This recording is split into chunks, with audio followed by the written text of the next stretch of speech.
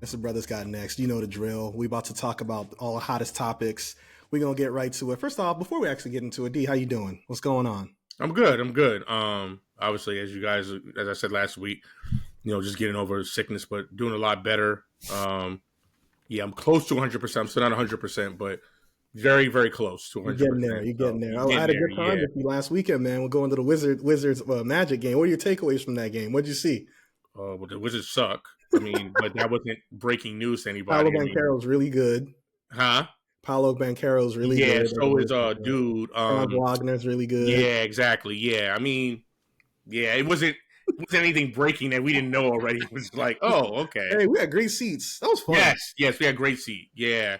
Shout out to everybody else that rode with us. Yeah. My boy Brian, Brandon, Allen, who also have been on the show, friends of the show.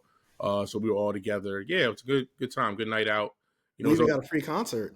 Yeah, I got a free concert. Got to see Big Boy. Sorry we didn't stay for Flow Rider. We left. We were like, yeah, he's a UNLV alum, but yeah, we didn't stay for that. Why didn't you stay? I feel like I only know like one song. Low or whatever.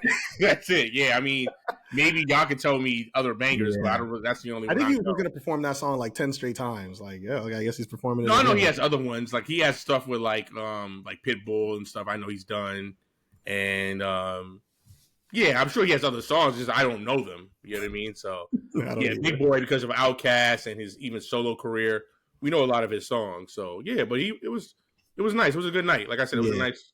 Overall, it was a good night. So no, for sure. So as you guys usually know, we're recording this on a Thursday, and there's some beef going on. We got some NBA beef between LeBron and Stephen A. Smith. As you guys know, during a Knicks-Lakers game on March 6th, LeBron confronted Stephen A. Smith, who was sitting courtside, and said, like, "Yo, don't keep my son's name out of your mouth." That's the edited version of what he said. Of course, Stephen A. defended himself and said, "Well, I don't feel like I said anything disrespectful. I simply said that because of you, there's a lot more pressure on this kid and he's not ready to play. He should be in the G League." And I will say Stephen A. Smith has mentioned that, like, he's playing pretty well in the G League. He needs to develop there. Like, let's not force the issue. But LeBron had a problem with it. He thinks he's taking shots at his son. I don't know if I necessarily agree with that part, but I do think that LeBron made some good points. He went on the Pat McAfee show on Wednesday. Like I said, we're recording this on a Thursday. Had some really strong thoughts. Stephen A. came back, called LeBron a liar. LeBron said that, he feels like Stephen A. is going on this Taylor Swift type tour and just trying to, I thought that was funny, but going on a Taylor Swift type tour and he just wants the attention. Stephen A. came and defended himself, said, pretty much like I said, I'm just keeping it real. I wasn't speaking disrespectfully about your son, but then things got a little personal. He talked about LeBron's the type of dude to have a knife. You won't see it. He'll hold it behind his back and then he'll stab you in the back. He talked about LeBron not being at Kobe's memorial, which is actually not true. Right. He also mentioned that he wasn't at Dwayne Wade's Hall of Fame ceremony. This is the guy that helped you win your first title, et cetera, et cetera. But we can dive a little bit more into that. I want to get your thoughts on this beef overall. Whose side are you on? Do you think they both had good points? Do you think it was a little more one-sided? What do you think? Yeah, I'm on Stephen A's side. I think I said this when it first happened. I think when we text, we had a group text or whatever. We were asking everybody about it. Because I just thought it was kind of lame for LeBron to approach Stephen A at a basketball game he's playing in on the bench in the third quarter. Like, what's he supposed to do? You know what I mean? Like, just to interject real quick, one thing Stephen A always says: if you have something you want to say to me, I'm at games, I'm courtside, you can come talk to me. That's what LeBron did. Right, but you could do that after the game. There's ways to do that. I don't think he meant it in like, come fight me kind of thing, or come like approach me like that. It's just like, right, if I say to you, Kwab, if you have an issue, you can come talk to me. Doesn't mean you have to then strategically do it on a national stage or do it in front of people to make me look bad. Because now I'm feeling like you did that. That's something you had planned. Like you did that to try to make me feel a certain type of way. So I'm going to have a problem about that. If you try to come check me in front of people, like if my wife is there and friends that we know to make yourself look good, yeah, we're going to have a problem. Now, obviously, said that. Real quick, I'm just interjecting as you're talking. Yeah. Stephen A. also said that he didn't even get a chance to have a rebuttal. Like LeBron just came up to him, said something, and just like walked off. Right. So he like you said, he kind of caught him off guard. And again, like, why are you doing that during the game? Like, your team is playing. Like, I'm okay. First of all, if I have a problem with somebody, like, obviously we both work, we don't play sports as our profession, but if I'm at work, I'm not thinking about the dude I have a problem with. I'm going to address that when I get off work. Like, I'm going to be at work, thinking about work because I'm at work. I'm there to work. You know what I mean? I'm there to do my job. And then I'll address it afterwards. I'm not about to leave work or leave my post and say, oh, yeah, and let me go address it now. Even when I'm at work and I have a problem with somebody at work, like, obviously it's done more in a professional way because that's a talk you have to have with a, man-to-man person or another, female or something. That's going to be done in a professional man. I'm not walking up to them like, cursing at them, because first of all, that was unprofessional because you're doing it at your job. It's not like, this is not like y'all saw each other at a restaurant. So I just thought it was lame how he did it. Because like I said, I think he secretly did that. He saw Stephen A. I'm going to go up to him now instead of just waiting after the game and saying, hey, man, let's wrap and talk, in the locker room. That's fair. He could have picked a better time to do that. Yeah, that. exactly, right? All right, so so let's get from past that. So let's now get to what LeBron's issue was with Stephen A. So the problem I have is that, okay, so you had that energy with Stephen A. Smith, but there's other commentators that have said the same thing about your son. But right? Stephen A. Smith is the biggest journalist in sports right now. Like, I understand going to the top to address the issue. Like, the when he speaks, the most people are hearing. It's Stephen A. Smith. I mean, the guy's getting paid, just got $100 million contract. He's the guy right now, pretty much. Yeah, I understand. So okay, so right, you're saying go to the top because of who he is, but not go to the other guys who, yes, okay, they're not Stephen A. Smith, but other guys who have clout that are pretty respected and credible in this business have said the same exact thing. Yeah, but he's not going to go after every dude. Like, right. So, okay, no, I'm glad you said that. Right. So you go after one dude, and I actually had a problem with, okay, so, right, Stephen A's the biggest man in the game. And he was at the game. He was at the game. I get it. But he's a black journalist, which is not a lot of us around, right? You had white journalists that said the same thing, and you didn't address that, right? You didn't address them because I guess they're just not as important as Stephen A. saying it than them saying it. It's like, okay, well, so my issue then is like, all right, so if you're cool with ignoring everybody else, then why can't you ignore that? Like, why can't you just be like, all right, well, he said what he said.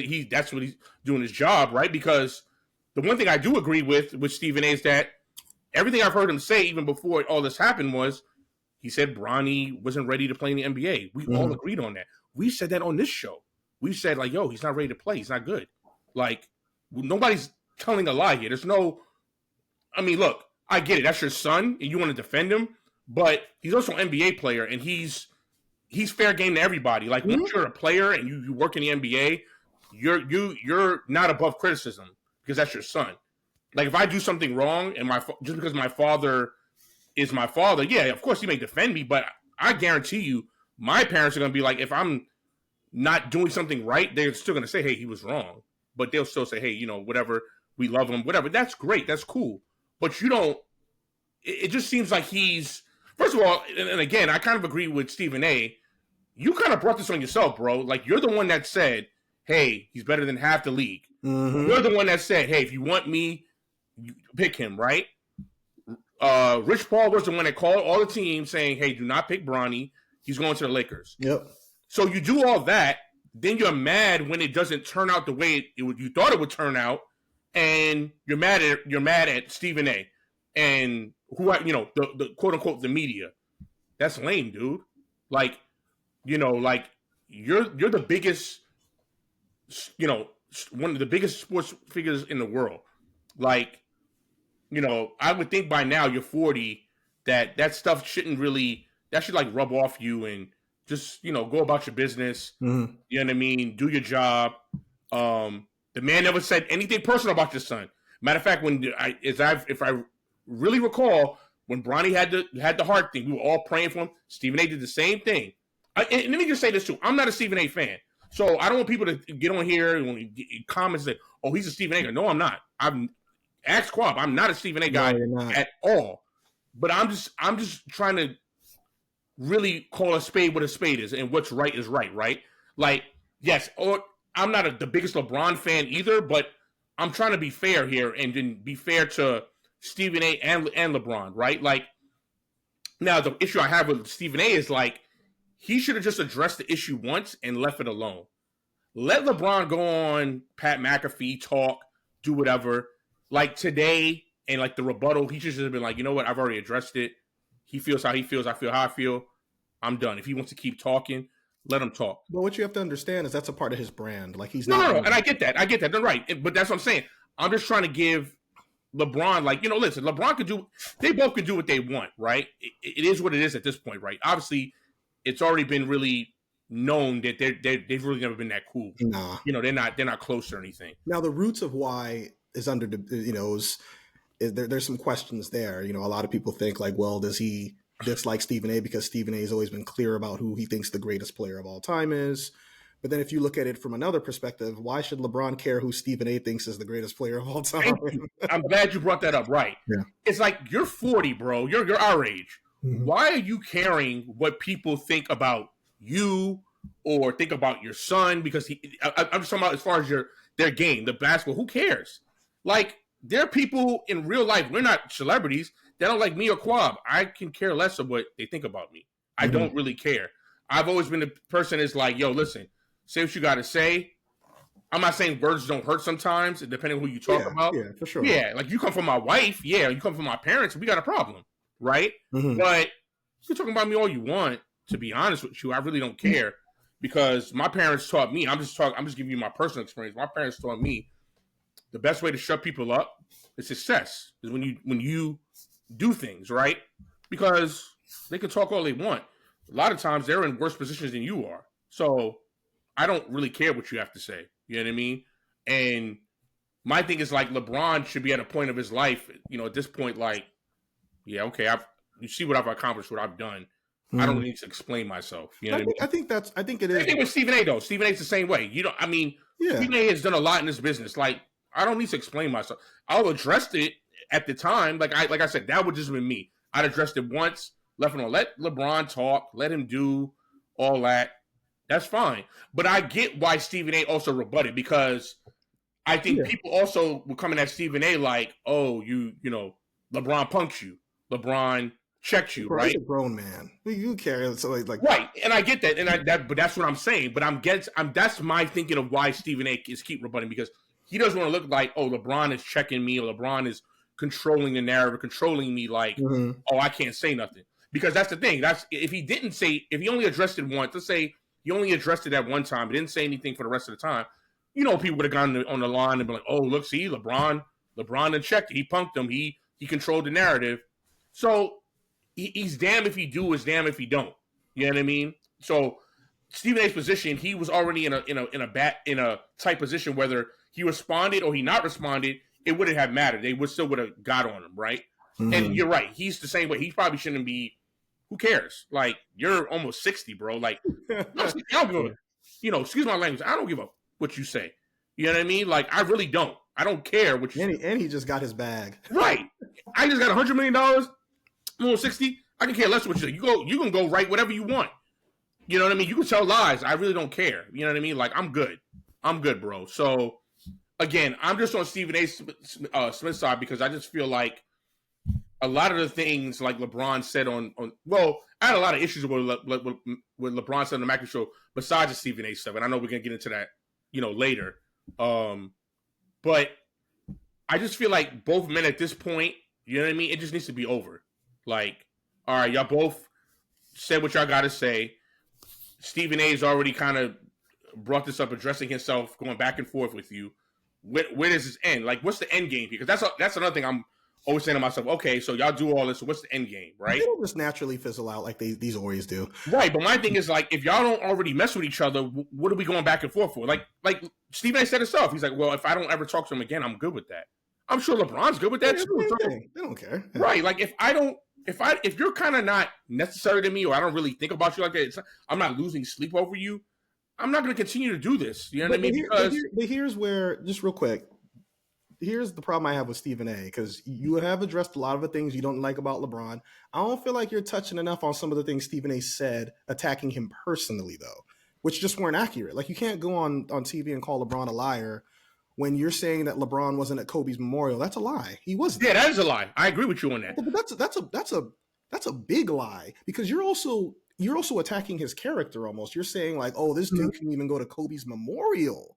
Like Yeah, but let's not act like LeBron didn't lie either, though, because we could flip it. Like that Brian Windhorst stuff. Come on, bro. Like that wasn't good. That was bad. You called this guy out. This guy has been nothing nice to you. He just covered you, right? Yeah. And then you gonna lie and go in there saying about, oh, he once said we best friends. He never said that, bro. So you lied too. So okay, let's call a spade then, Kwab. They both lie. They both are lying. Yeah, they both lie because right? he didn't need to attack somebody who has always praised LeBron, right? And like, I don't think he necessarily. I think he was joking more when he said like, "Oh, this guy acts like he's my best friend," which I don't think he meant that literally. I think he was no. He said his quote was that Brian Windhorst said that, like, has told people, "Oh, he has." "Quote unquote," that Brian Winters has gone, to other media members and say, hey, we went to the same school, we were best friends in the same school, and everybody that knows Brian Winters has been rebutted it. They're like, bro, no, yeah, he didn't attack him like that. So and also, so while you're saying about Stephen A, let's not forget, like if we want to call a spade, right?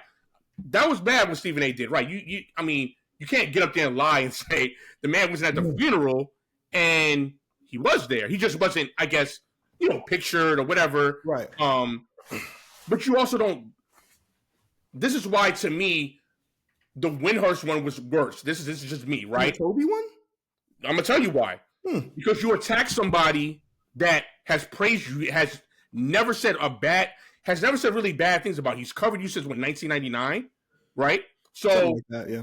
Right. I think what he said that this morning.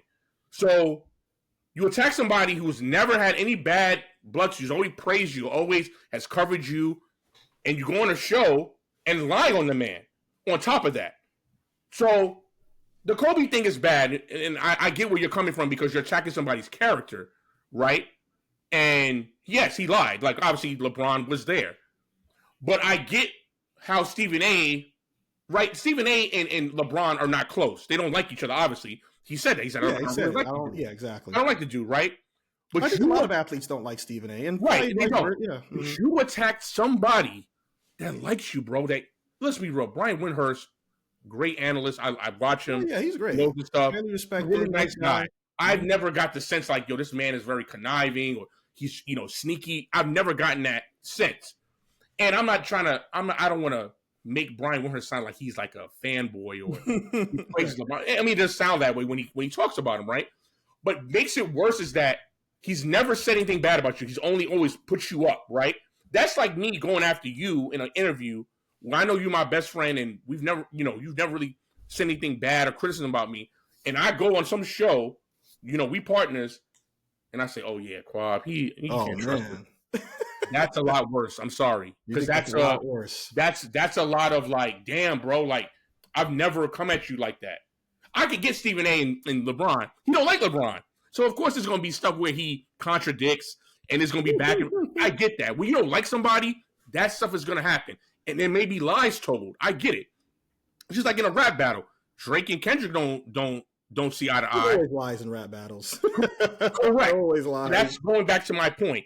And let's be real. Kendrick made a really bad accusation about Drake being a pedo, right? That has still, Drake is in jail for it. It's nothing being confirmed. These are rumors, right? So you're potentially, ruining somebody's reputation over something. Because what if it's not true? And now Drake's business stuff, and like he's losing business over it. Like Drake can really sue him. And I know people don't want to see the suing and the rap, but I get all that. But again, I think it's worse when you go after somebody who has really done nothing to you. And then you go on another show and you say, oh, this guy is weird.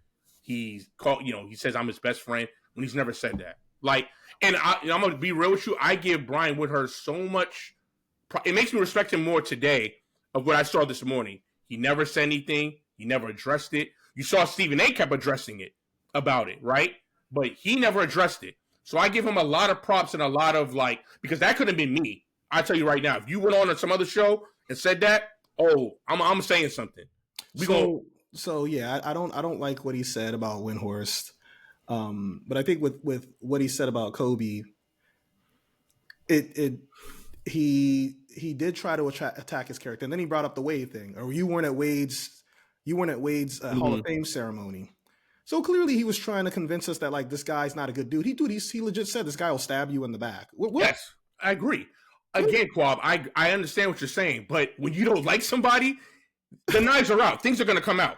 And I get what you're saying. Like, well, he doesn't have to say that or whatever. He should, stick to facts and all that. Dude, gloves are off. When you don't like somebody, gloves is off. I don't care what I'm saying. Also, Stephen A went on this whole thing like, I work for ESPN. I'm a professional. Bro, a lot of the hype you got early on when you were on TV was because you were destroying people. The whole Kwame Brown stuff. Like, this guy's a bona fide scrub. Come on, dog. That's professionalism. Yeah, that's not right. Professionalism. That was true. Let's be real. That was completely true. We all agreed with it. It wasn't like we were like, he ain't lying. You know what I mean? It's true doesn't make it professional. Yes, I get you. I get you. Right. Right. So like he went on this whole spiel about like, I'm a professional. I do things the right way. I work for ESPN, blah, blah, blah, blah. Bro, you got your hype. Look, he's been doing this for a long time, longer than I've been doing it, way bigger than I am. But at the same time, he got a lot of his hype early on with ESPN. He's doing quite frankly because he was a shit talker. Excuse me. Yes, you know what I mean? So like, you're right. No, I'm not. You're right. On TV talking about I'm a professional and LeBron stabs people in the back. First of all, I love it. I think this is all entertaining. Of course. Like I've been saying to you for a while now, I think this NBA season has been highly entertaining. Yes, the playoffs are going to be very fun. It's just like it's crazy seeing like these grown people. Like if this was Kevin Durant going at it with Stephen A, I don't think any of us would be that shocked because we know Durant's kind of like a sensitive dude. Yeah, well, he's doing that like regular cats. Like on Twitter. Like, dude, what are you doing? Like I guarantee you, I could talk to these regular people. I guarantee you, I could go tweet at Kevin Durant like, "Yo, you suck." Yeah. Who are you, bro? You suck. No, of course. Yeah, he's gonna get right back at you. He don't even know you. It's like, no, why are you wasting your time, kid? Yeah, bro. Like, yeah. Well, we had that. Like, but yeah, I'm not gonna. I 100% agree with what you said about the criticism of Bronny. Like, he never said anything like this guy's a scrub. Yeah, if anything, he said like I'm rooting for him. Like, but like let's call it what it is. Like he's in the league because of your influence. That's exactly. True. That's the truth. And I'm sorry, people have said way worse about him. I've watched some shows where they just straight up said he's sucks. Like, so my thing is, okay, so you have a person saying that and like saying like they don't matter, D. Like, I get it, but here's the thing. They don't matter. I get it. Like you're picking and choosing then who matters then. Because like the people that said it, they do have platforms. There's different levels of platform, bro. We have a platform. We're not the same. No. Right. I'm not saying that. I'm talking about people that are on Fox Sports, people that have not podcasts, but have radio, like national radio shows. Mm-hmm. Let's take a person like Colin Cowherd.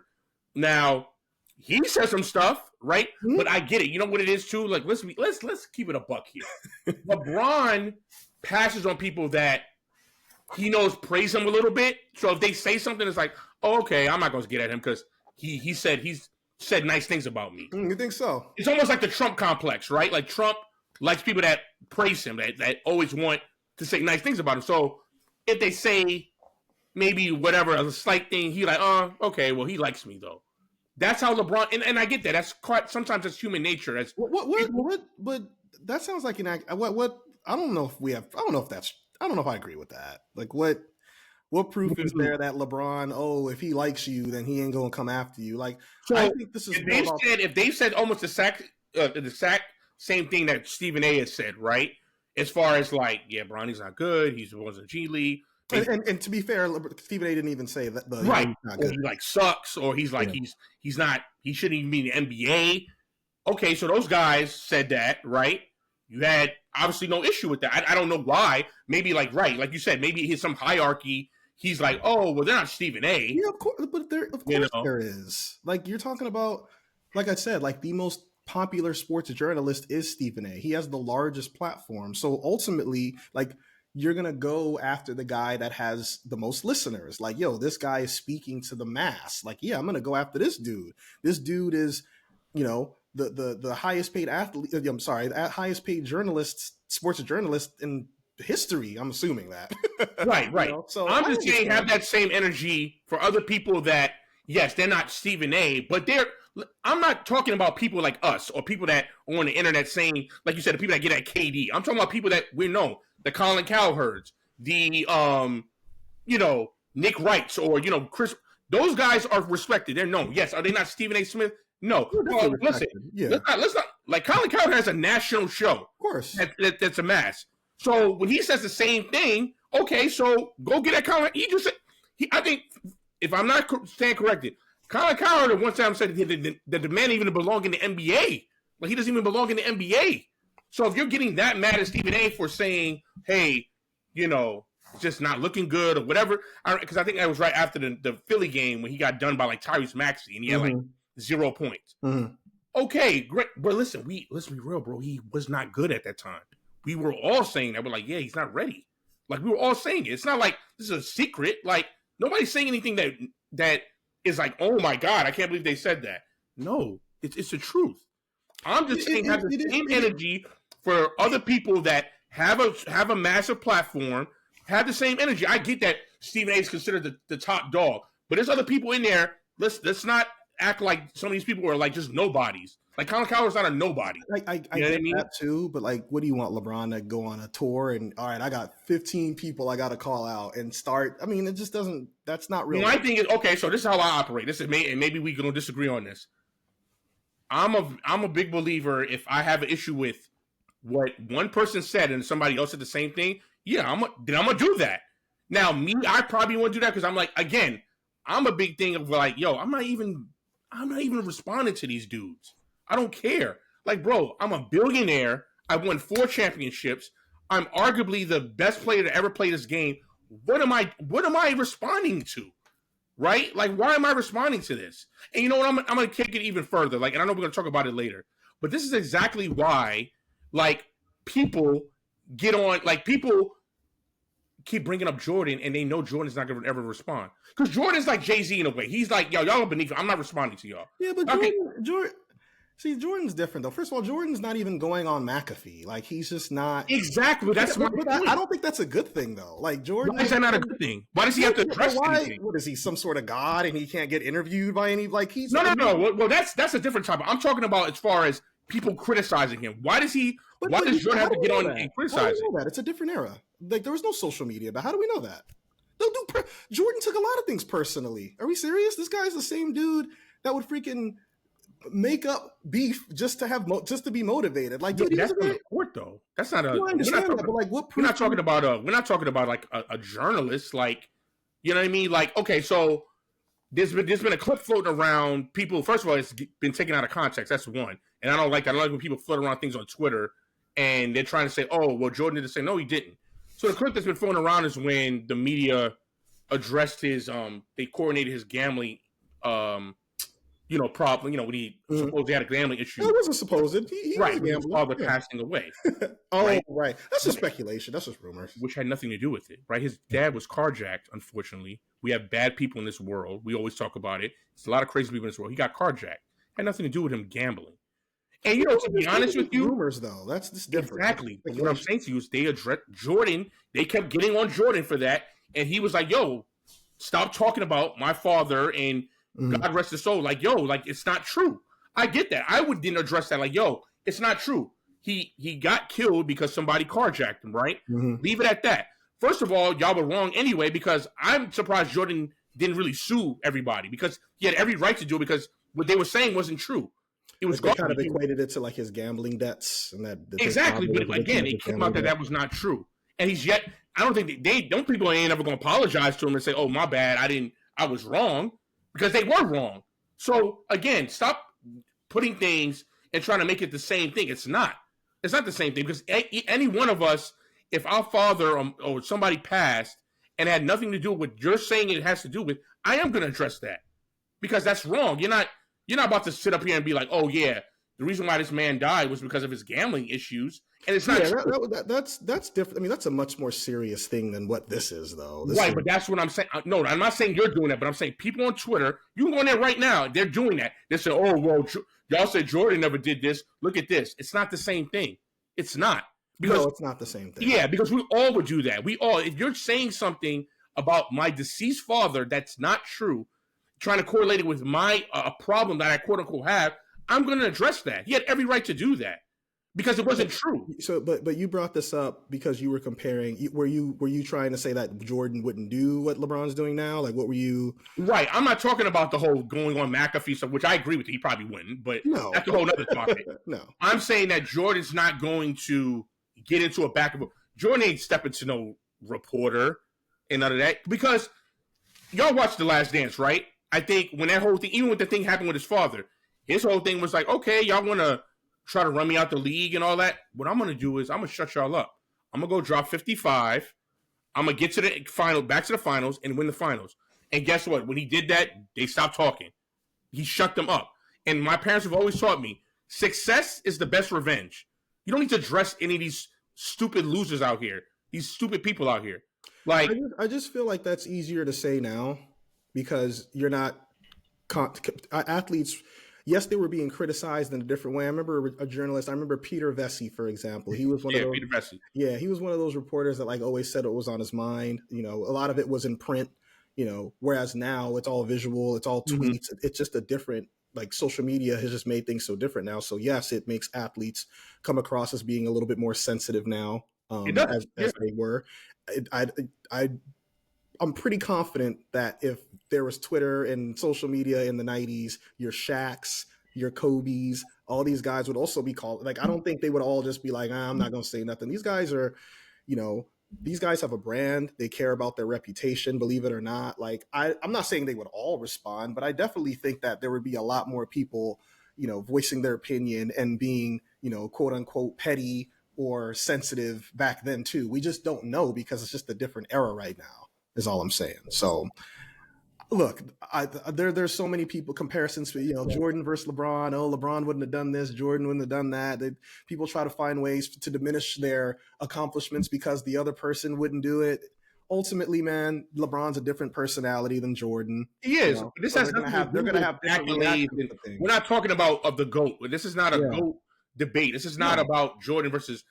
We're talking about, right, how the two would have handled the situation differently. And you're right. There was two different eras, right? We had print, newspaper, magazines. That was the big thing, right? In Jordan's era, like, you know, we read everything. You know, we picked up a magazine, picked up a newspaper, or they have sports talk shows sometimes, you know, on certain channels, or sports talk radio was huge because that was like our way to kind of interact was sports talk radio. So you heard a lot of radio people, you know, say crazy stuff about Mike. You know what I mean? But I'm just saying, again, it's just the way you handle it, right? Like, we know that Mike, okay, even in today's world, right? I know Mike is 60 plus, so yeah, he probably don't really give two F's about. I honestly don't even think MJ. I don't know if he necessarily even watches like today's NBA. Exactly right. He's not entertaining any of this. I don't think so. I'm not sure. I just think what it is that it's like knowing we knew MJ how he handled that stuff back then. And we're all human. I get it. Like, I can't tell somebody that words shouldn't hurt you because obviously it does. Words do hurt certain people, and you have to be kind of cognizant of that. You know what I mean? Like, but knowing MJ, knowing how he was then, even though it was a different era, and knowing him now, I just don't see him doing any of the stuff that he's not responding to that. Like, he's just like, okay, like, you know what I mean? Like, he let his game do the talk, especially as far as on the court. The father thing, he had every well in his right to respond to that because that was that man's father that he was like best friends and close with this season. You're talking about something that wasn't true. I get that. You have to address that. You can't keep like letting that lag on. But the whole like him beefing with a reporter, and from what I understand, and he said in the last thing, he just ain't gonna say nothing to you. He ain't gonna talk to you. That's his thing. And again, you're right. That's getting back to what you said. They're totally two different personalities. Like LeBron does it his way, Jordan does it his way. Jordan is like, okay, go say what you gotta say. I just ain't talking to you. I'm not gonna give it more credence. I'm not gonna give it more power. I'll just go ahead and talk. And it really hasn't affected him. You know, it hasn't affected Mike in really any ways. Like, people are talking about him bad on Twitter and social media now. He doesn't. And I agree with you. I'm sure Mike probably ain't even on social media. He probably is like, oh, okay. Probably he is he? Oh, yeah, exactly. I mean, the man is, again, another billionaire, got so much stuff going on. Yeah. He's quote unquote considered the GOAT. Like, why does he care? He's like, okay, like, y'all can go say whatever you want. But again, I get it. Like you said, they're two different people. And I think, look, my whole thing to end this conversation is that LeBron could have handled it better from the start, how it was He handled. got sensitive about his son. There's no denying that. Exactly. He did. He did. If it was more handled like without that whole seeing him going, leaving the bench going, they would have talked backstage or talked in the locker room, man to man. I don't think we would have gotten to this point, right? Because it would have been addressed man to man talking, you know what I mean? Like, which I think on this show I've stated, which I don't understand. As old as we are, 40, even in your 30s, 50, as we get older, dog, I'm not about to go back and forth with you on the internet. I'm not even going to go back and forth with you on a text or on a phone. Yo, you know where I live? Pull up. Let's talk. You know what I'm saying? Or, we can talk on the phone. You know what I'm saying? Like, if you want to talk man to man, have a serious conversation, let's talk. But I'm not doing this little, as Dre said, Twitter finger. I'm not doing that. So if you're going to pull up to Stephen A. Smith, like he said you can at a game, he should have specified that it should be after the game. Okay. Got you. I guess. Got you. But we'll see how this story unfolds. Either way, man, it's making for an awesome NBA season. And I thought LeBron said something interesting on McAfee about his relationship with MJ. He's like, yeah, we don't really like talk. And I wasn't super surprised by that. I've never really known what their relationship is. Obviously, just like most NBA players, like he really admired MJ. He wore 23 because of MJ. So I don't think there was any sort of shot he was taking, or I didn't see it as a negative for him saying we don't really talk. I don't know if Jordan necessarily, like Jordan, even with Kobe, he had a great relationship with Kobe, but like I don't think cats can just hit up Jordan like, yo, I don't think Shea Gilgeous-Alexander's hitting. Nah. So like, and I just think the older you get, this is from personally my experience. I can't, you can speak for you. My circle is my circle at this point. It's probably gonna be for the rest of my life. I'm 40 plus now, so my friends who are my friends in my close circle, I'm not really looking for no new friends. You know what I mean? Like, yeah, if I meet somebody that's cool, whatever. I think sometimes that friend word gets thrown around loosely, right? Like, people don't really know what the definition of a really good friend is, right? Because friend to me is almost like family. When you have a really good friend who's been in your life for a long time, that's been there through your good times and bad times, has seen you crashed out, seen you been at your worst. Those are true friends. You know what I mean? How many true friends would you say you have? Handful, maybe? About a handful? 4, yeah. Probably a handful, yeah. Yeah, probably about a handful. Yeah. Because some people I consider family, you know what I mean? Because our families have known each other. And that's what I'm saying. That's my definition of a friend. They're almost like family. Like, my parents know them. My wife knows them. It's a seamless, like, almost like we're cousins. Like, that's how I look at it. Like, I've said about, you've heard me say, like, about, I'll just use an example. I'm sure they don't mind. Like, Alan and Brent, I've said, hey, that's my cousin. Because that's like family to me. Like that. Nick is my god brother, but he's like a cousin. That's family. So I think sometimes the whole friend thing is, worded. It's kind of a loose thing. And going back to the LeBron and Mike thing, I wasn't surprised either. Nah. I just didn't like how LeBron kind of said it, because it almost sounded like it was MJ's fault that they're not talking. Is that what you got out of that? I did, because I feel like it takes two, right? Like, okay, you make that statement, right? And I get it. McAfee asked the question. He answered it. But he didn't elaborate. He just said, oh, we don't talk. Now, it's not. Now, look, McAfee, it's his show, so he's going to answer, do it how he wants to do it. But my thing is, I'd have been like, okay, so why don't y'all talk, though? Yeah, he could have followed up. I didn't. Is it that you reach out to him, he don't hit back? Or was it like, oh, yeah, well, now we're just both busy. He's doing his stuff. I'm still playing. I got a lot of stuff. He kind of mentioned. He kind of alluded to that in a way. He said he did. Yes, he did. But I just didn't like how the way he said it was like, okay, yeah, y'all don't talk, but that takes two to talk, right? It always takes. It's not a one-sided thing unless you're going to tell us, hey, I tried to hit up MJ. He's not. Which I would be shocked if that was the case. Like, right? I would. Let's be real. He ain't hitting up MJ like that. He's not. He's a but what I'm saying is, I'd be shocked if he hit up MJ and MJ just didn't respond. Like, right. Now, if he would have said, "Hey, me and MJ are not as close as like maybe him and Kobe were, or we're not, we don't have that," that's fine. Because like, okay, yeah, right. Him and Kobe were close because Kobe used to call him. I guess remember, there's that. Like, all times of the night. I love that famous, obviously when they played against each other. I love that famous clip of them both kind of kneeling down. You could tell MJ was right. Yeah. So and Kobe told the story of him calling him like at 2:00 in the morning to ask about, God rest her soul, his daughter, about her playing basketball and all that. Yeah, and MJ was, that's one of his rare public appearances. I mean, he was clearly heartbroken by what went down. Exactly, right. So, and listen, you can't look at somebody else's relationship and say, "Oh, damn, why don't I have that?" Because again, it takes two. You don't know what the reasoning is, right? It's like you and me's relationship. If one of your other people was like, "Damn, why ain't that close?" Well, I don't know what the situation is. I don't know how often y'all talk. You have to talk to that man about why that it's not like that, because it takes two. You need to find that out. That's how you feel. It does take two, and like you had mentioned before, like it's more of a family thing. Like me and you have known each other for 20 plus years now, and like, we met young in college, excited to be in Vegas, and we both have very different personalities, but we always. Shout out to UNLV, by the way. We got a new coach. There you go. Let's keep it 100 real quick for the Rebel fans. Don't expect much next year. We just want to get to the tournament. We're just trying to see improvement. I'm not confident it's gonna happen. Damn, yeah. See, like I'm not there yet. I'm gonna give the dude a chance. You know what I'm saying? Let's give him. Like I'm not. Now listen, I'm gonna keep it 100. Don't expect nothing next year. Like, right at the gate, no. We're probably gonna get the same thing we got this year. I just want to see improvement. You know what I mean? Let's just see like some progression. Like, okay, they win 20 plus games.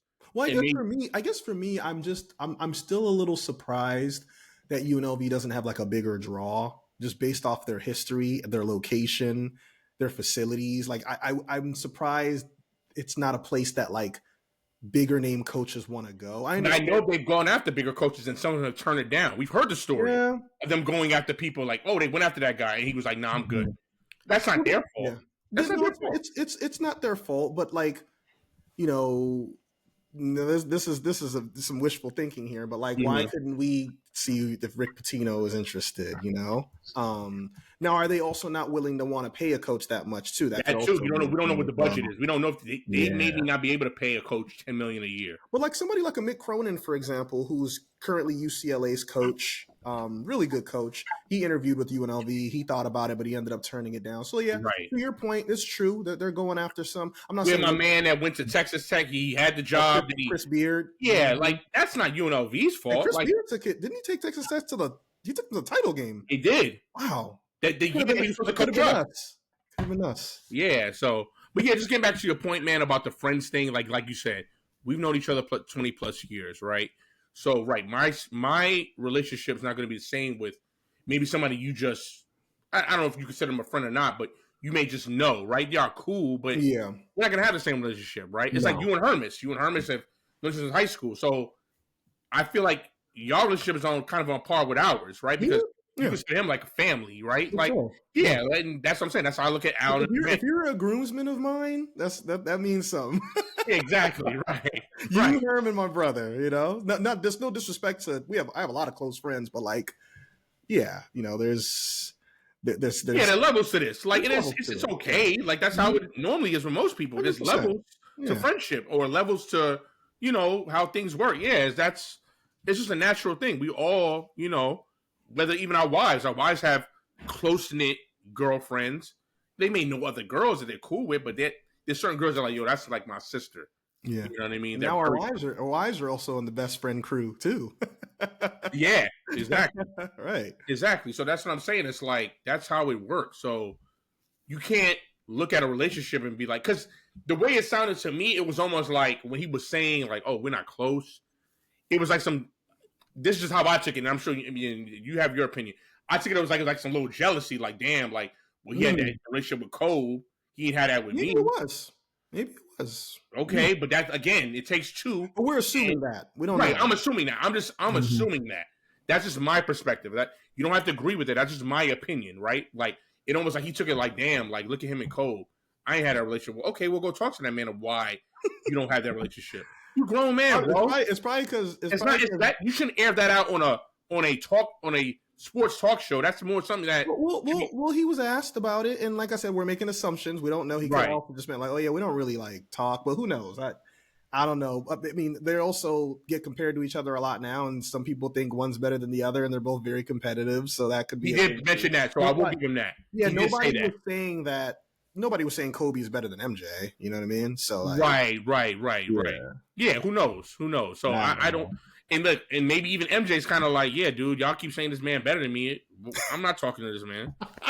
I get it. Like, this man ain't better than me. Like, what y'all talking about? This man is better than me. Yeah, like what y'all talking about? Like, y'all want me to be friends with him? No, I'm good. Y'all keep, saying that. Look, once you're a competitor, you're always a competitor. I believe. Correct. That. Right. So I'm absolving MJ because I'm sure he was probably like, bro, y'all keep saying this man better than me. We take consensus. Everybody's saying I'm better, but y'all want to keep pushing this narrative. He probably like, I'm getting tired of it. I'm not talking to dude. I think MJ. I don't think MJ should be that shocked if people say like, oh, I think LeBron's greater. Maybe he is. I don't know. Yeah, right. I don't right. We don't know. He may be saying to himself like, "Yo, this dude is not me." Like, what are y'all talking about? But whatever.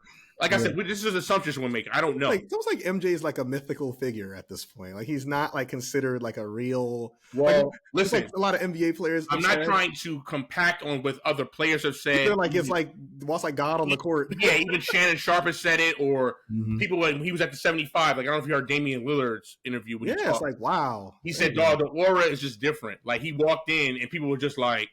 You know what I mean? Like everybody looked like it was like, oh man, he's here. Like imagine if me and you were out and we saw MJ, be like, oh my god. Well, we already know how I feel about him. I might faint. Like that's just me. Might faint because I ain't gonna. Like I said, I've been clear on this show. Like I am a fan of MJ. I'm a fan too. Right. I think he's the GOAT. I think he's one of the greatest athletes I've ever seen. Mm-hmm. Like I've stated that, so I know how I would be. I can see his shoe. I can see his shoe right behind you.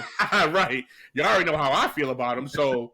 Yeah, like I'm probably gonna do that. I'm probably like, bro, that's MJ. Like, but I'm just going with what players have said and what people who have met him or been around him have said. Like, yeah, it's just the aura is just different. It's just like he's looked at as like this godlike mythical figure. So speaking of MJ, I posed a question to you and my brother not too long ago about who the greatest difficult shot maker is of all time. Okay, because I feel like I feel like MJ and Kobe get compared to each other a lot. Like just crazy. I think it's between them two. What was that? I think it's between them two. No, but remember, I also brought up Steph Curry, and you were like, "Ooh, yeah, like Steph Curry." I mean, yeah. Now, how would you answer that question though? Like, if somebody said, "I actually think Steph Curry is," would you say like, "Oh yeah, I get that," or would you push back? Yeah, I think Steph is because I mean, just from the long range, right? We've seen those tough threes, which is obviously a way more difficult shot. I think with MJ and Kobe, we've seen the crazy layups. Yeah, we've seen the crazy like fadeaways. You know, we've seen the Michael Jordan closing his eyes, hitting a free throw. Like, I mean, yeah, they're all like crazy. Like, what? I think Steph is once again. He's been so impactful. He's been so influential. He's legit like changed the way the NBA's kind of played. Right, because Steph is doing it from a fact of like he's taking the tougher shot. Yeah, than those two are. Like they're doing it in a more makeable. You know what I mean? They're doing layups. It's still tough, but it's makeable because it's closer to the basket. Now, don't get me wrong. Some of them, even though they're layups and they're shots, some of those, I mean, when you look at them just from a eye test, you're like, bro, wow, how did you not anybody could just do that. You know what I mean? So you would be okay with somebody saying Steph? Yeah, for sure. I think it's between Steph, Mike, and Kobe. I just think Steph. Why I can see people say Steph gets the edge because he's taking the more difficult shot. Because it's a three. Because he doesn't really have a lot of like tough twos. He doesn't take a lot of twos. No. Yeah, but he's underrated when he attacks the rim though. He's actually pretty good at I agree with that. He is underrated. But yeah, I mean he doesn't take a lot of tough twos. He takes more tough threes. Whereas like MJ and Kobe, they were going to the basket. I think another underrated player attacking the rim making tough shots is Kyrie as well. Oh yeah, for sure. Yeah. For sure. Like I feel like Kyrie is legit like one of the most talented players we've ever seen. Now his legacy, I'm not sure how he's going to be remembered. Like I don't know if Kyrie is going to be remembered as like, oh yeah, he's top 15. Probably not. Would you put him? Would you say he's okay? Well, let's start with this. Would you say as of right now he's a top 5 point guard of all time? No, I would not. For me, when has he ever been asked to lead? And it was like, oh yeah, wow, like this. He's never been asked to put. Oh, okay. So you're saying it from a standpoint of. Right, he was the main dog. Kyrie's always been a two. He's a two option. the small opportunities he's had to be a one and lead a team on like a championship run, whether it was Boston, he was only in Boston 1 year, right? The Cavs before or after LeBron, like he's never proven that he can be a guy that puts the team right. on. So if you're looking from that standpoint, I agree with you. I can't argue with that because obviously you look at the Magic Johnsons, even Isaiah. So Isaiah was interesting because even though he was considered like the one, I mean, Joe Dumars was nasty too. Remember, he won Finals MVP, and he had a lot of talent. He had Sally, he had Mahorn, he had Rodman, he had Len Beer. He had a lot of talent. So, but I still give Isaiah's props. You know what I mean? But I like somebody like a Jason Kidd, like you said, who led a team to the finals that he had no business going to the finals with twice. I don't see Kyrie doing that. You know, I'm trying to think of another point guard. Just off the top of the head, I'm like, yeah, Jason Kidd. How about a Chris Paul? No, Chris Paul's never led his team to the finals. I think Chris Paul's a greater point guard than Kyrie, though. No, I agree. Yeah, I would take Chris Paul. Now, I'm still going to take this guy over him, even though he was still like he was considered the two. He was the second option, but he was such a great point guard. John Stockton. I'll put John Stockton ahead. As a point guard, yes, I would. Yeah. I think he ranked higher in the where now we may differ, and I'm gonna maybe this is a hot take, right? I think Kyrie Irving's probably the most talented point guard I've ever seen. As far as from the talent and just the ways, the things he can do with a basketball, yeah, and all that. That's why I said I think he's one of the most talented. He's not wowed me with his passing. Like he's a good passer, but not like a Magic or anything. But as far as just dribbling the basketball, he's number one. Getting to a spot, I think he's somebody's on him. He's the most talented I've ever seen with a basketball. Like I think he's the greatest ball handler ever. I agree. Right. So if you want to say from a standpoint, yes, then he is. But yeah, if you're talking about legacy, putting everything together, no, I don't think he's top 5. Right? He's maybe. No, I don't think. I don't know. I don't know if he's sniffing it, honestly. Right. I mean, I guess you could maybe say top 10 because I can't think of other guys. I'm like, am I thinking about? Because I could think of those guys on top of my head, like, and then obviously Steph is ahead of him. You know what I mean? Yes. Which it's so weird because Steph, I always. But yeah, I can say he's top 10, which is not bad. Steph is a point guard, yes, but like I feel like his playing style is more like a shooting guard. Shooting guard, right? That's why people, the whole argument with him and Magic compared. And I'm like, it's almost like it sucks because it felt like a shot at Curry, which it really wasn't. It was talking about just playing the point guard position. Right. Because I do think Magic's a better point guard than him, but he's the greatest shooter of all time. You know what I mean? Mm-hmm. So. He's kind of like a combo guard because he could play. He's played the 2 before too. He could play the 1 or the 2. So, yeah. But I would say Kyrie's probably top 10. Is Curry a lock top 10 player right now? Is he already in there? Yeah, Curry. Yeah, Curry. Because I think. So my list has changed as far as like the top 10. My top 5 is pretty the same. I haven't really changed it because like I still have Magic as the number 1 point guard. I still have Mike as the number 1 shooting guard. LeBron's the best 3. The best 4 is Tim Duncan, and I have 5 with Kareem. Right now, then that next 5 changes for me because like one time I had Isaiah, right, and I still love Isaiah, but I would probably not put Curry there. Mm-hmm. You know what I mean? Just to be fair, even though I still think Isaiah's a better point guard, but Curry just because he's such a great shooter and he changed the game, you got to put just like I agree with you and Questy now. I come and seen I put Durant ahead of Bird. I had Bird. A long time as the second greatest small forward, but I think we got to put Durant there now. I'm not sure he's going to have a greater legacy than Bird, though. But I think he's he won't. But I think he's a better talent and player as far as just like they're on the court. Mm-hmm. Like, I think Durant's better. Like, if you're talking about 1-on-1, Durant's better. I believe. No, for sure. Yeah. So one thing I wanted to talk about before we wrap up is we've spent so much time talking about beef and we kind of went off track a little bit, but there was another little funny beef I saw during the week when it had to do with Asante Samuel. Oh, this one's gonna be real quick, but go ahead. I'll let you. Now, from what I believe, I know that Asante Samuel, played on the Patriots. I'm doing that face because this is the face you. I know when I always bring up Dennis Miller. I'm doing this for this topic. It's just like this is how I feel about this topic. I'm not going to ask the obvious question, right? I'm not going to ask the obvious question of who. I mean, there's no real debate on who the greater. Please. I think the better question instead of like who was greater between Asante Samuel and Deion. I mean, that's 100 to none. That's a 0% chance Asante has. But I do think Asante Samuel was a very talented corner. And like if you compare him to other corners in his era, I think that's a little more fair than comparing him to like I agree with you on that. But you know, as you all guys time, I don't even know if he's top 10 all time. I'm being 100% real with you. no top 10. No, no. I think he's like more like top maybe 20 because I could name 15 corners I think are better. He's a top 10 Patriot corner of all time. Yeah. I agree with that. But no. So okay. Yeah, so, we're not gonna just to kind of finish the story as far as like, you know, Asante Samuel was actually responding to Shannon Sharp, who was calling Deion the greatest corner of all time. Mm-hmm. Which we all believe too. He didn't really need the statistical evidence to back it up. Whereas Asante Samuel's like, well, nah, like you got to look at the numbers. Like my numbers are comparable. Like anybody that knows football, knows technique, knows that I should be mentioned in the same breath. I'm paraphrasing a bit, but yeah, no, I know. What were your thoughts on that little exchange? I just thought it was ridiculous. Like when he was really believing, like, you know what it got to me? Why I started texting y'all and texting the group chat. It's like this man's really believing what he's saying. And it's like, bro, no, you're like now. Okay, when he put up those numbers about, you know, he has a lot of interceptions. I think him and Deion are pretty close as far as total interceptions, right? And he has more playoff interceptions. I was like, that's pretty impressive, right? Pretty impressive. Right? But he didn't tell the whole story. So let me be the one, which it probably already everybody knows. Let me tell the whole story, right?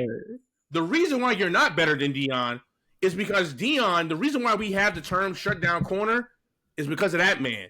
He was the one he didn't come up with the term. We did. We said, bro, that's a shutdown corner. That's because of Deion. We were saying that because of Deion Sanders. That's one. That's just one point. You know, I'm not done yet. he was so then you're talking about a guy who shut down one half of the field. They didn't even throw his way. So imagine a quarterback, right? Imagine, you know, I'm just telling you to visualize you as a quarterback. You can only throw to one side. You're pretty much like, yeah, he's over there. I'm not throwing there. So now you've limited yourself of your targets, right? Because now you can't throw to one side. You can only throw to one side and maybe the middle, maybe. And you're still taking a chance you're throwing in the middle. So now you're like, okay, I can only focus on one side. Well, now the defense kind of knows what you're doing. They're like, oh, well, you ain't throwing over the Deion side. Out of the corner now, he licking his chops because he knows the ball is coming his way.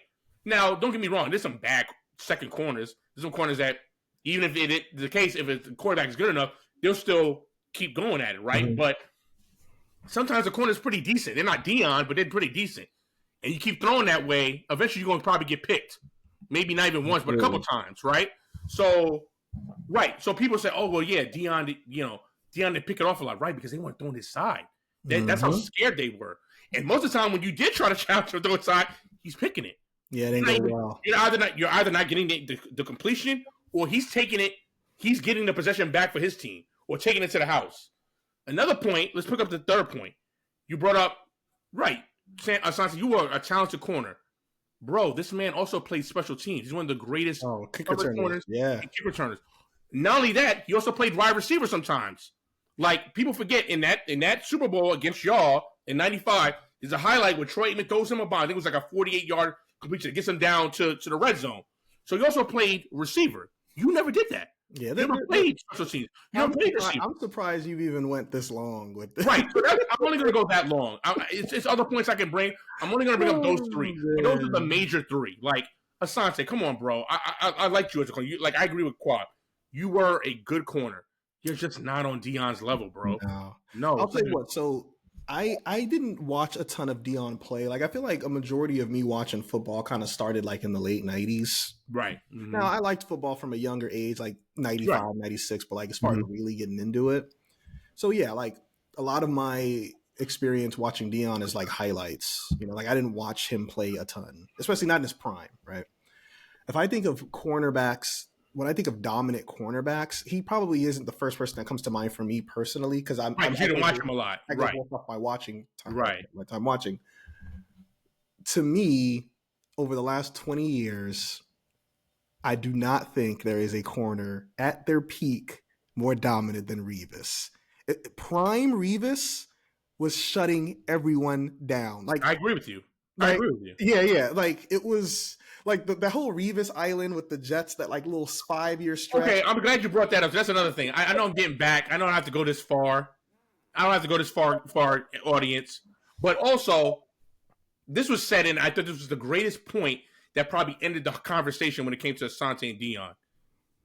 Name me 3 receivers better than Moss, Rice, and T.O. I'll wait. Yeah. Even real. Please, when we post this, tell me 3 receivers that are better that Deion went against for 10 years, right? I think he went against those guys like almost 10 He had a lot of great battles against Jerry, man. Exactly. Who we think is the greatest receiver of all time. And they got each other. Right, they did. Name me 3 receivers that Asante Samuels went against that was better than those 3. I'll wait, because I'm sure you can't name you. You can't. I mean, and they were great receivers the last 20 years. Yeah. But even if you went against them, like, how did he perform? I don't really know. Right, exactly. Like, honestly, I don't think of him when I think of, like, great corners from, he was there, but, like, I still think of, like, Champ. But that's what they were saying too. People bring up on the show. Listen, hold on. I'm running through y'all, right? We got Revis. We got Champ. We got Aeneas Williams. I'm taking it back. We got Aeneas Williams. We got Darryl Green. Bro, what are we talking about here? Like, I don't think of when I think of like the great corners of the last one. I don't think of Asante Samuel. You know who I compare him to? Like, if he was saying like, oh, I think I was better than like Aqib Talib. Like, those are the comparisons he should be making. Like, ooh, that's. I agree. Like, I agree. Yes. Because this is not to disrespect Asante Samuel. He was a good corner, but like, you compare yourself to like those guys. Like, oh, like because I like the Aqib Talib. What's the beginning about Charles Woodson, Rod Woodson? Oh yeah. Come on, bro. Like, you talking about Deion? You're not even on these guys. The guys I just named, you weren't on their level. There's only one Deion, man. Yeah. And I'm for real. Now you may disagree. Like, even somebody who was like sustainably good, like a Patrick Peterson. Yeah, or like good. You know what I mean? He was That's a good comparison to like guys like, although Peterson probably I would say Peterson's probably had a better career than Sam. Yeah, exactly. Because I'm just talking about as far as sustain. Now, I think Asante had a great 5-year run. When you look at like a 5-year span, he was really good in that 5 years. Mm-hmm. Heck, Ty Law's another one. Ty Law. Yeah, but then Ty Law. He's not the greatest Patriot cornerback. Ty Law is. Ty Law was awesome. Ty Law actually has better numbers than he does. Like, Ty Law was amazing. That's what I'm saying. Like, bro, nobody's disrespecting you. We know you were good. It's like Shannon said, and I agree, there's levels to this.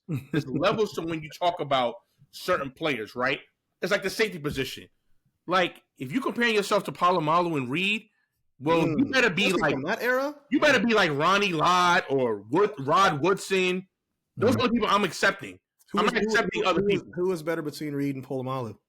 Come on, man. You hate that question. That's like, that's like 1A, 1B, bro. Because it's like, all right, well, here's the thing. Yeah. I think it's what you're into, right? Like, are you into the man picking everything and just taking it back? And like how do you do that? He'll take it like 100 yards. Like, right. Or you into the physical, like, bro kind of knocking your dude up, and then he kind of gets the ball, or he's running back and forth and then sacking the court. I mean, it just depends on what you're into. I'll never forget, like, we was watching a lot of football together in college. He was always one stealer. You're like, bro, he is just unreal. Like, it's the things he would do. Like, he's definitely one of the more unique football players we've ever seen. Like, just the way he was used. Oh, yeah. Yeah, he was kind of unorthodox. Like, he wasn't like he was almost like he could do like linebacker type things playing safety. Right. Yeah. I mean, bro, look. Let's not get it twisted, bro. Yeah. I watched Ed Reed come from one side of the field. I'm talking about the up one. Like, what I'm talking about is like he's on the right, the ball's going left. He came. I'll never forget it. He came right across. Got the pick and took it 100. I've never seen anything like that. I have never seen somebody come from one side of the field to go travel to get a ball, and he wasn't even in position. He's on the other side. The dude's throwing to the left. He's on the right. That man came. I don't know how he did that. Like, I was watching, like, bro, how did he do that? I think Reed was more dominant in a different way. Like, if I had to pick one, I'd probably give the slight edge to Reed. I just feel like he was more of like a game change. Now, Palomalu also was a game changer. Yeah, they both were. But like, I don't know, Ed Reed was just who returns kicks 100 yards like routinely. Like, interceptions. Interceptions, right. Yeah, he was special. They were both special. That was a great era of safeties, man. Yeah, so that's what I'm saying. But if we're gonna get into that discussion, right? I only want to hear like Ronnie Lott, Rod Woodson, the greats, the all-time greats, right? Yeah. I don't want to hear or like a Brian Dawkins, who was obviously great for a long time. He was great. Yeah. But don't give me like, I'm trying to think of a good safety that I was like, oh, he was good, but he wasn't Palomalu. Like Adrian Wilson. There you go. Right. He was good. You're not Palomalu or Reed or Ronnie Lott. No, you're not them dudes. There's levels to this, bro. Yeah, or Darren Woodson. I love, obviously. Yeah, Darren Woodson was good. Darren Woodson was one of my favorite Cowboys, but he's not those guys. He's good. He was good, but he wasn't. Yeah, he wasn't Palomalu and Reed. No. First of all, if he was Palomalu and Reed, we would have won more Super Bowls. I'm being 100% real. Yeah, I mean, he won the. It was like those really polarizing corners who, like, I didn't really like. You either think they're really good or like I wasn't really feeling them. Were you ever a Cromartie guy, Antonio Cromartie? I feel like he was just a boom or bust. He was like, like he looked good at some point. His busts were bad though. I was like, oh god, like what is he doing? He looked really good. He looked really. He was a big corner. He was like a taller dude. I'm trying to think of some other corners. Like, you know how I felt about Ike Taylor. I was an Ike guy, but I know you weren't. I watched every. It's just. Yeah. You know, I never love our corners. When was the last time we had a shut? Like, yo, man, we got like for example, I look at Patrick Surtain Jr. He's nasty. Oh, he's awesome. His dad was good too. He wasn't like on his son's level, but he was good though. Yeah, or like he was a good corner. Sauce Gardner, who's one of the best, like a great young corner. Mm-hmm. Like, and we never have that. We have dope safeties. We always got a good safety. There's always one good safety back there, but like corner, right. We always have a great linebacker or one good pass rusher. Like, I mean, the Cowboys, with the exception of Deion. I mean, we had Newman. He was good. He was a good, solid corner for a while. He was solid corner for a long time, right? But he wasn't Deion, right? We had Diggs is good. Diggs is good, yeah. He's good, yeah. Yeah, I like Deron Bland. You know what I mean? They're good corners, but they're not like we're talking about elite level. They're not elite. Because there aren't that many elite corners at once. There's always like 4 or like 3. There's never like, there's like 10 elite corners. Nah, I will say I think Asante Samuels had a better career than like a Richard Sherman. I like Richard Sherman, but if you look at numbers, I don't know about that. You think so? But Asante has better numbers though. I think Sherman's greater. You just think as far as like the impact he had. We're talking all pros, impacts. See, the thing I didn't love about Sherman is he didn't necessarily chase the best receiver. He only played a side. Yeah. And that's what I loved about Revis, right? Like Revis was, who is the best receiver? I'm going to guard that dude. And he would hold him like 2 catches for like 15 yards. That's another thing. I'm glad you brought that up too. Like when I was saying Deion shut down one side, he also guarded most of the time the best receiver. Yeah. Because that other side was mostly that second receiver with the other corner. Like that's who was getting all the action. Because they weren't throwing to the number one because Deion was on them. You know what I mean? So, again, of course, we already know Deion's the greatest. That's why I'm just adding stuff just to make it like, yeah, bro, like, no. So there's levels to this. No, it is. I mean, there's levels to everything. Whether any sport, basketball, football, baseball, there's levels. Like, they're good players, then they're great players, right? Like, let's go to baseball, right? Like, Ohtani's a great player, right? Y'all had Adrian Beltre. Adrian Beltre was a good player. He's a Hall of Famer. I actually think you can say he was a great player. Yeah, I guess that's right. Yeah, he's a great player. He didn't make the Hall of Fame. Are you trying to think of like a good player? Right, a good Dodger player. Like, he was good, but he ain't Ohtani. Like, he was good. Like, yeah, he was cool. Like, he was good. Like, he was productive. Like, yeah, Like a Matt Kemp. There you go. That's a great one. Right. Matt, he was good for a while, too. He had a really good, solid career. Yeah. But he ain't Ohtani. Yeah. You know what I'm saying? He ain't Ohtani. Like, even, like, okay, I'll tell you like this. Like, I like Aaron Judge, right? I don't know how his career is going to be. I know he's considered a great player now. Judge. Yeah. Judge. Judge ain't, whether you want to say that, Judge ain't A-Rod. You know what I'm saying? Like, he's not. Like, there's certain guys that are like, like, I like our shortstop we have. I got his name. He's a good player, but he ain't Jeter. That's fine. And that's fine. Great. Like I said, right. That's fine. I'm just saying there's levels to this. Like, if he got out there one day and was like, yo, I'm better than Dirty. No, you're not, bro. No, you're not. I saw what the captain did for 20 plus years. I grew up on that. So I watched that. So ain't nobody can tell me nothing about Derek Jeter. I'll be like, yo, no. That's your guy, man. Right. I saw that live and in person, and I watched the games. Like, no. That dude was that. He was that dude. You know what I mean? Like, yeah. You know what I'm saying? Now, and to be honest, the Yankees actually had a lot of underrated players that people don't talk about that were like clutching like in the postseason that are not considered like great players, but they were clutch for the Yankees. You know what I'm saying? But nah, Derek Jeter was that dude. I'm just saying it's levels to this. Like, yeah, you have good shortstops, you have great shortstops. Same thing with hitter. Speaking of all this baseball, it's actually opening day today. It is. I know we're taping this on Thursday. Right, today's Thursday. Yeah. So Yankees are up 2-1 right now against the Brewers. Nice. Yeah. But all to say that to kind of bring this conversation to a close is that, look, as Kwab said, Asante, we're not saying you were a scrub, you were garbage. No. You were a good corner. You got to pick your battles, though. Exactly. There you go. If you had said, okay, I think I'm as good or better than like I could keep Talib, okay, we would have listened. Oh, okay. Let me hear that. Like, oh, that's a good argument. You know what I mean? Then we can decide on that. But going after the top dog, the guy that we consider, the greatest, I mean, Prime. Like, Prime. Like, did he watch Prime when he was in Atlanta? Yeah. Like, that's another thing. What Prime? I know you said you didn't watch Prime a lot, but I know enough about him. I think Cowboys Prime is Prime Deion now. You do. So do you think that Prime was better than Atlanta Prime? Yeah, because I think the Atlanta Prime, like you said, he did more kick returning there. But as far as playing the cornerback position, I would say the first few years in Dallas was his prime. That 1 year he was great in San Fran too. I mean, one defensive player of the year. He won defensive player of the year the 1 year in San Fran. That's another thing. So that's another thing he did. See, that's the thing. I'm just thinking about Deion Sanders is the only cornerback probably in NFL. He changed the balance of power in the NFL. Yeah, remember, he went from Atlanta to San Fran. They won the Super Bowl. He left San Fran. He was like, thanks, San Fran. I'm going to Dallas. They won the Super Bowl the next year. Yeah. So he was shifting the balance of power. Like, bro, you can't name a lot of players that do that in any sport. Just shifting the balance of power. Like, I can only like LeBron. Like, LeBron comes to mind in the NBA. Like when he left and went to the Heat. Like, right, sure. There's only certain players that can do that. That's a once in a while type player. That doesn't happen. Right, bro. He was a corner. He wasn't even a offensive player. He wasn't a quarterback. He was a cornerback. He played defense. So you're telling me a defensive dude changed the balance of power in the NFL by where he moved? That's insane. Yeah. So too many cats doing that no more. Nah.